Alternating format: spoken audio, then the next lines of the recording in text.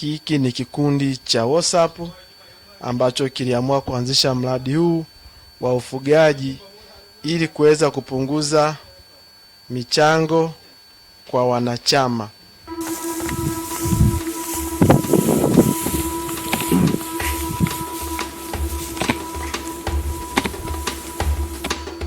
Wazo hili liliibuliwa na wanachama wa kikundi hiki cha WhatsApp mwaka jana, na baadaye uongozi wa kikundi ukaona ni wazo jema kuanzisha mradi wa ufugaji, na ikaamua kuita harambee ambayo ilifanyika mwaka jana tarehe 27 mwezi wa 12 mwaka 2024.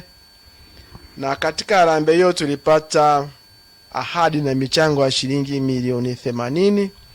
Lakini katika ahadi hizo tunamshukuru sana Nyansao Foundation kwa sababu iliweza kuchangia milioni 40, na pesa hiyo tayari ishawekwa kwenye akaunti ya Jumuiya ya Nyamatare. Baada ya wazo hilo, mwaka huu mwezi wa 3 tulianza mchakato wa kupata eneo la kuweza kufugia kondoo, na tukaja hapa mbugani tukapata hekari 30. Kwa hiyo Jumuiya ya Nyamatare na hekari 30 ambayo imeandaa kwa ajili ya ufugaji wa kondoo. Eneo hili ni kwa sababu ilikuwa ni eneo la mbuga, na vile vile linafaa sana kwa ufugaji wa kondoo kwa sababu nyasi za hapa hazikui sana. Kwa hiyo huwezi kulinganisha na maeneo mengine ambayo ni anyika sana, lakini eneo hili liko tambalale na hata namna ya kuweza kufika inakuwa ni kazi nyepesi kuliko maeneo mengine ambayo sisi tulikuwa tumefikiria tungeweza kwenda kuanzishia huko, lakini eneo hili ni tambalale na linafaa sana kwa ufugaji huu wa kondoo. Tulikuwa na awamu mbalimbali za kuweza kuanzisha mradi wetu. Awamu ya kwanza ilikuwa ni kujenga mabanda pamoja na ofisi na sehemu ya kuishi watu watakaosimamia mradi. Tumejenga mabanda mawili ambapo kila banda linaweza kuchukua kondoo 150. Kwa hiyo tunaweza kuchukua kondoo 300. Sambamba na hilo tumejenga ofisi ambayo ina sehemu ya walinzi pamoja na choo. Baada ya awamu hiyo ikaja awamu nyingine ambayo tulikuwa na kuweka fence eneo hili ambalo kuna mradi pamoja na kuchimba eneo la kunyweshea kondoo pamoja na eneo la kuogeshea mifugo. Basi baada ya awamu hizo kupita, baada tukawa na awamu ya 4 ambayo ilikuwa ni ununuzi wa kondoo.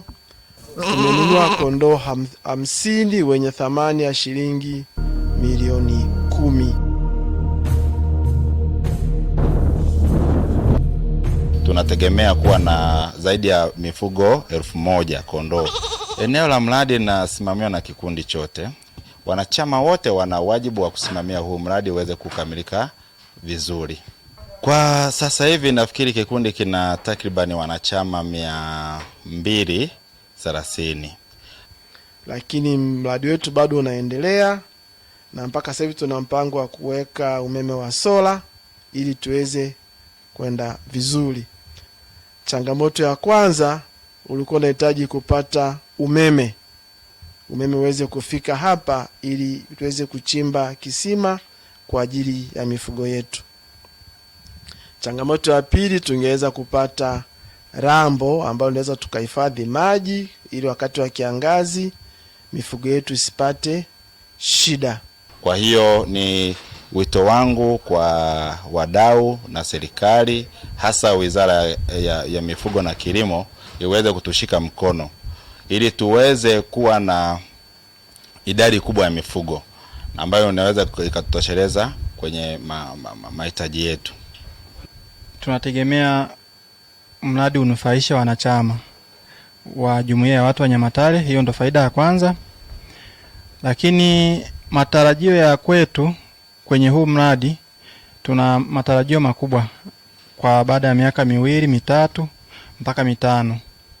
Na kila mtu anategemea na anatarajia matokeo chanya kutokana na mradi wetu. Mwenyekiti wetu ndugu Abel Maganya ndo mtu ambaye aliwezesha, kwa sababu yeye kwanza ndio mdau namba moja kwenye kikundi chetu, ni mdau namba moja wa maendeleo, lakini pia aliwezesha upatikanaji na namna ya kuweza kumpata kiongozi Nyansaho, akatuchangia kiasi alichotuchangia, lakini pia vile vile aliweza kutafuta pamoja kwa kushirikiana na wadau wengine, tukaweza kupata kiasi kingine cha milioni 10 nje ya ile harambee ambayo tulifanya.